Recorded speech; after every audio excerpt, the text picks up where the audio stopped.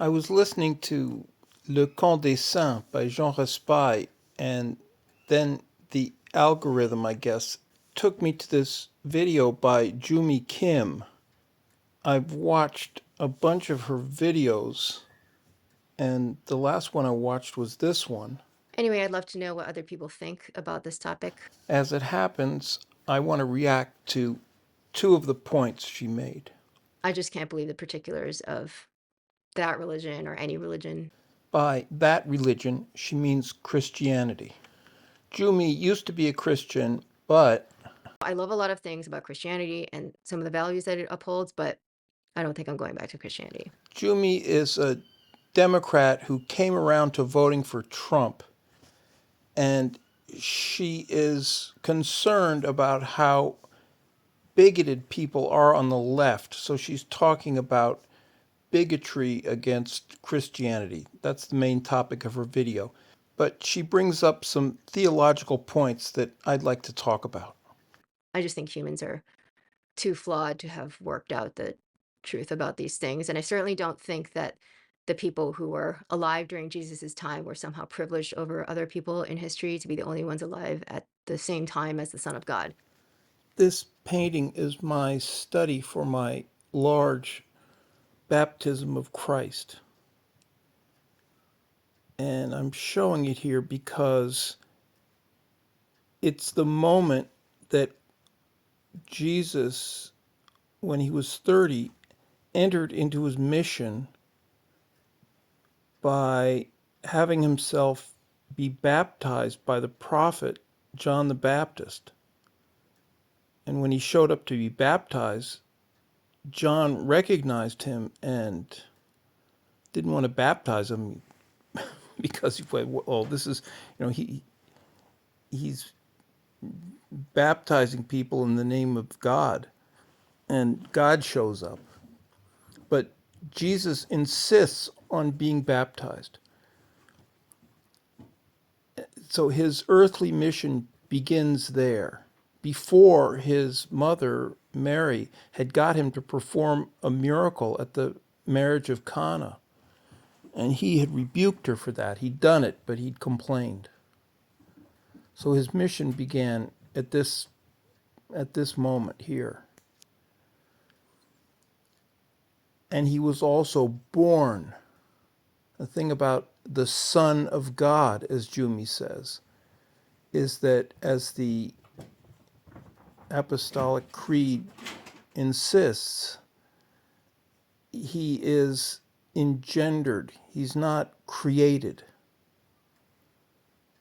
It's not like some kind of God being created out of steam or something in the far reaches of space, in some dimension outside of time. He's born a man. He's a mortal. He was born and he died.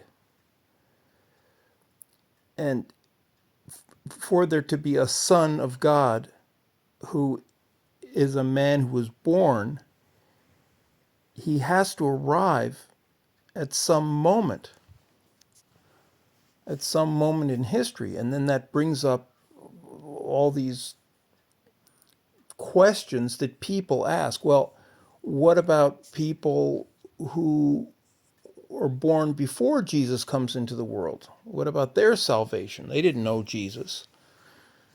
And then, like Joomi says, well, what's so special about them? It's like complaining about the Jews being the chosen people, which is a similar thing. The Jews are a chosen people because God approached Abraham and told him he would make him into a great nation if he would accept God as his God. And he accepted. And he really accepted, and he proved it because he was ready to kill his only son, Isaac. So it was in that sense that the Jews were chosen, and as a result, God stayed on top of them and made things really tough on them. Not that other people didn't have it tough, but You know, God, it's not like God then made it easy for them. No, they got led off into captivity, and all these terrible things happened, and then they worshipped the golden calf, and Moses slaughtered a bunch of them to punish them for that, and on and on and on. And eventually, the Romans took them over and drove them out. They had a rough time. So it wasn't like being ch- chosen. What that's really about is that just as Jesus had to be born to a particular woman in a particular place at a particular moment, so God had to come into the history of the world through people in the world. And it turned out to be Abraham, who was nothing but a guy from the city of Mu. He wasn't a Jew, just a guy from Mu. There's a parallel to this in the scientific view of the world. At some point, the universe began at the Big Bang, or there's some kind of a process, the steady state. Everything collapses and then starts up again. Or the biological problem. So the solar system comes into being, and then conditions on Earth are such that life begins. Does it begin with a single cell of some sort from which all the animals evolve, or was there a singular condition that occurred so that life could spring up in different forms? Well, there's a starting point of some sort, and the idea of evolution is that basically all the animals, or at least all the mammals and so on, they come from one root. So that humanity arrives at a certain point, and then there's also the spiritual development. God enters human history by a certain door at a certain moment, which happens to be Abraham, and then Jesus arrives at another moment, but it has to be a specific moment because it's an event in human history, and that moment corresponds to humanity's spiritual development according to a mysterious logic which we can perceive the outer effects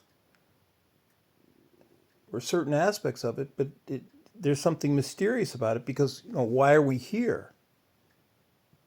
And then you could say, well, there's been the rise of modern science and technology that's plunged us into this materialist, atheist attitude, which now dominates, which might be a spiritual trial for humanity that has to do with God's mysterious plan for of redemption. Oh, these are just words, but it, it could be like what happened to the Jews being led into slavery and then having to, well, being freed by Moses and then having to wander for 40 years in the desert.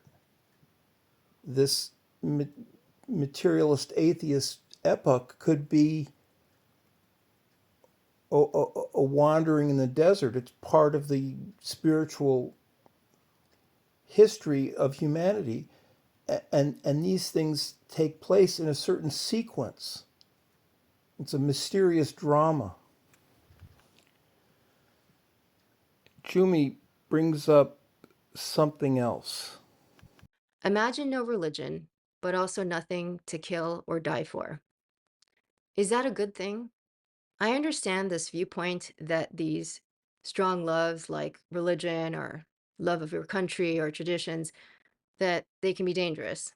Of course, these things can go too far. But what have we given up in the process? And the things that take their place, are they better? I think that's worth asking. Jumi does a good job of explaining the anti Christian hostility that we're living with these days. She points out, for instance, that the people who are so disdainful and indignant and bigoted about Christianity would never have those attitudes about Buddhism or Islam. Not only have we lost touch with our heritage, but we're hostile towards it. You can see this in art. This whole business of treating traditional sort of painters as historically irrelevant. It's uh, it's it's it's hostility towards the past. And then there's the obvious stuff. We were colonial. We did all this bad stuff, slaving and so on. That's this big obsession. Well, what is that really all about? What is this modern spirit that we're living in? And I think it's a it's nothing but a truncated and deformed form of the spirit we always lived with. In other words, to me, it's what I call post Christian attitudes. And what does post Christian mean? Post Christian means all the Christian attitudes, but without God. No miracles, no God, no spirituality, just the no, just morality without God, which it becomes flubby and flexible in strange ways. But essentially, it's so how is it Christian? In what ways it's still the same thing? Well, there's a lot of guilt involved. We're still sinners. We haven't gotten away from being sinners. There's all this stuff, live your life and don't don't re, don't regret what you do. But there's all this exhortation to not regret. In other words, all the whole therapeutic thing, it's like confession. And the therapists who replace the priests are telling you, do what you want. It's okay. You have the right. You have to be happy. And so people behave selfishly. Everybody, it's a narcissistic age.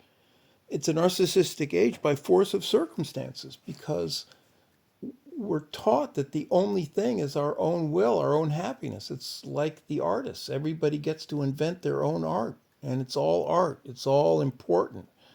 It's all great.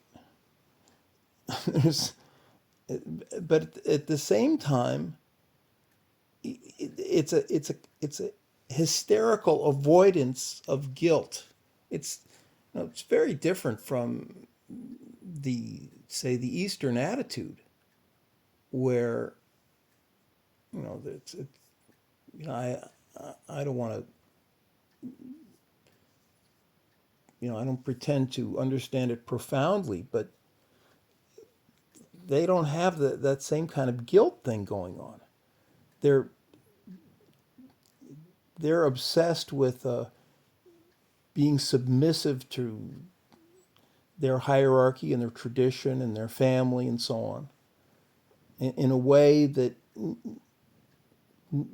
never really was in the West.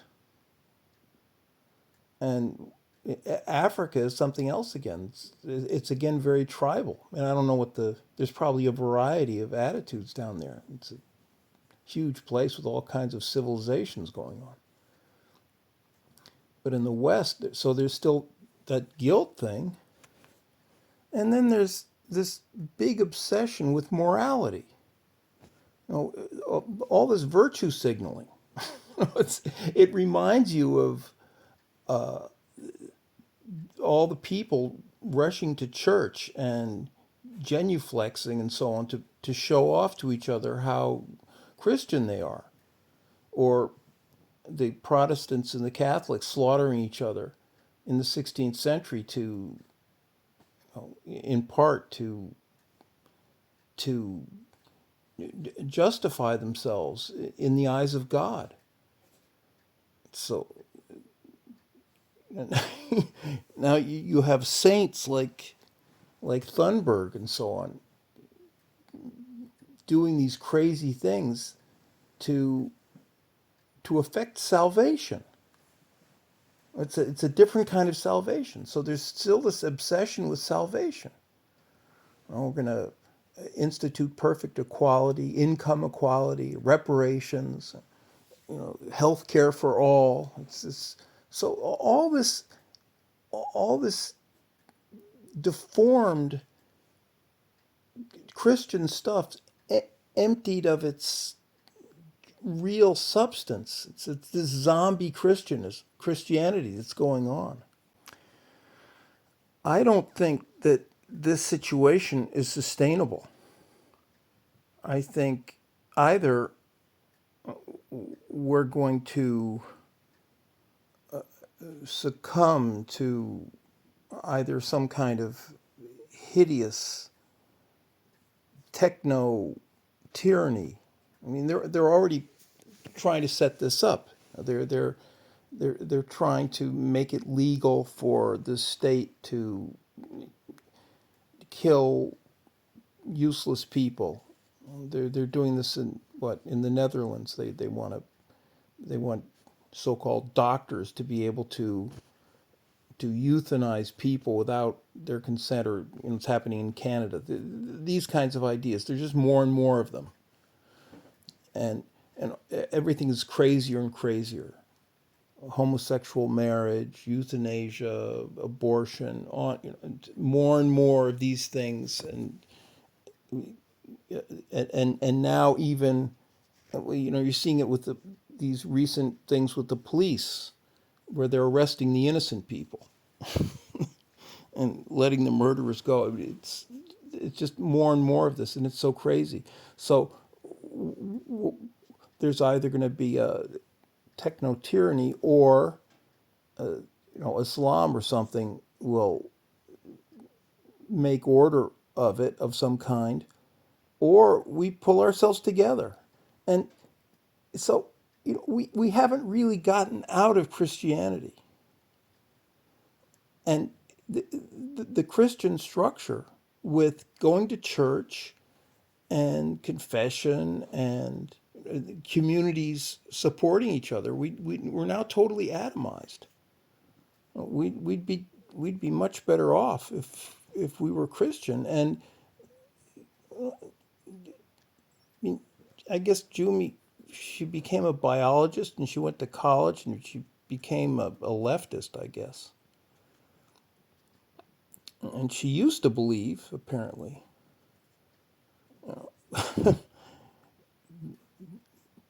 I mean, well, the topic gets very big, but we've got to be careful, and it would be very good to realize that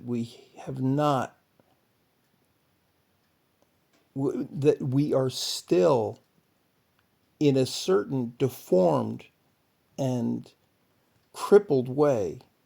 We are still who we always were.